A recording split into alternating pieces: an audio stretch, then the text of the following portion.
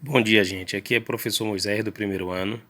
Nosso assunto é cinemática vetorial, né? Nós concluímos o capítulo de vetores, o estudo dos vetores, e agora a cinemática vetorial é uma aplicação desse conhecimento prévio, né, vetores, na física propriamente dita. A cinemática, ela descreve os movimentos, né? É a parte da mecânica que descreve os movimentos sem levar em conta suas causas. Vai descrevendo o desenrolar de cada instante, o que vai ocorrendo, as posições, as trajetórias, etc.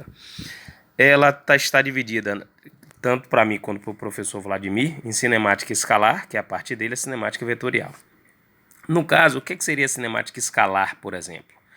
Imagine que essa curva que você está vendo aqui desenhada representasse uma estrada qualquer, por exemplo, a estrada do Coco aqui na Bahia, né, lá em Lauro de Freitas, do aeroporto para lá. Vamos imaginar que você tivesse, por exemplo, um móvel ocupando uma posição inicial, sei lá, essa posição aqui, uma posição escalar. O que é uma posição escalar? É uma posição medida ao longo da curva, sobre a curva. O móvel estaria nessa localização. Tempos depois viria para uma segunda localização, imagine esse pontinho aqui. O tempo vai passando, ele ocupa uma terceira localização.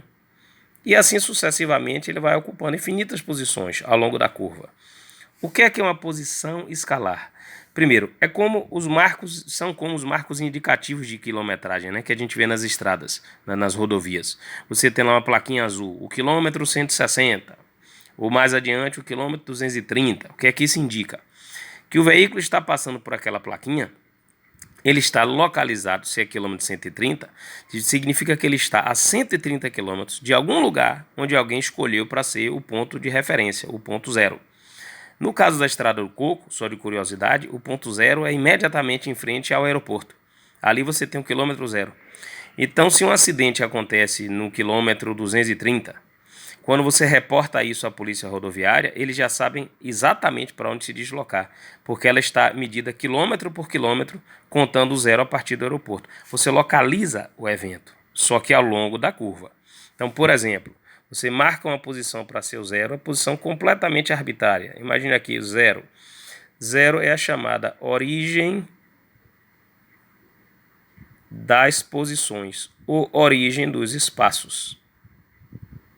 Origem das posições ou dos espaços. É a posição zero. Isso aqui é um C cedilha. Origem dos espaços. Pronto. Aí o que é que acontece? Quando alguém lhe diz que o móvel está numa posição, num espaço S, em geral a gente adota um sentido, né? Ou para a direita ou para a esquerda, como sendo o sentido de orientação da trajetória. O movimento de ida, o movimento de volta. Ou, como ele é chamado, de progressivo ou retrógrado. Vamos botar aqui um sinal de positivo, de novo arbitrário, poderia ter sido o oposto. Isso aqui está indicando que neste sentido as posições crescem. Nesse sentido elas decrescem. Progressivo, regressivo. Mas vamos imaginar que o móvel estivesse na posição S1 igual a 30 metros. Mais adiante, S2 igual a 50 metros. S3 igual a 60 metros. S4 igual a 80 metros. Ou seja, o valor desses espaços vão crescendo.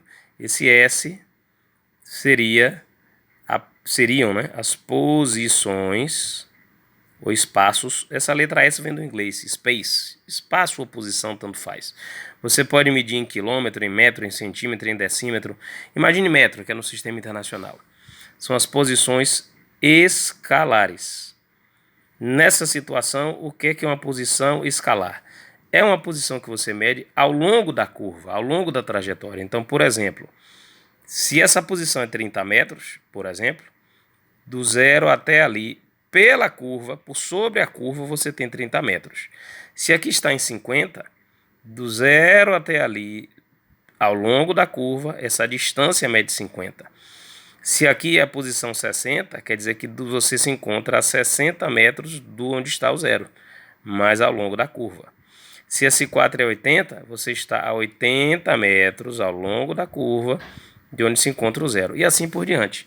A posição não diz quanto você andou, mas diz em que distância você se encontra nesse momento em relação a onde foi escolhido ou adotado esse zero.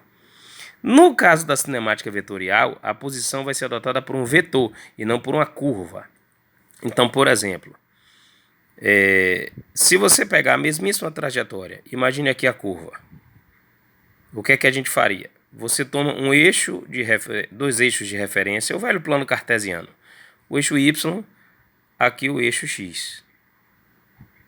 Imagine que aqui o móvel estivesse na posição 1, aqui ele está na posição 2, aqui ele está na posição 3. Ao invés de você tomar um zero ali, o zero é a própria origem do plano cartesiano. E aí, por exemplo, a posição vetorial, né, como a gente chamaria, o vetor posição, seria um vetor que liga do zero, chamar de vetor R1, até a posição 1. Se ele veio para esse ponto de cá, a nova posição é um novo vetor que vai do zero até aquela posição 2. O desenho não pegou com precisão, mas a extremidade está ali. O vetor posição R3 vai até o terceiro ponto. E assim sucessivamente.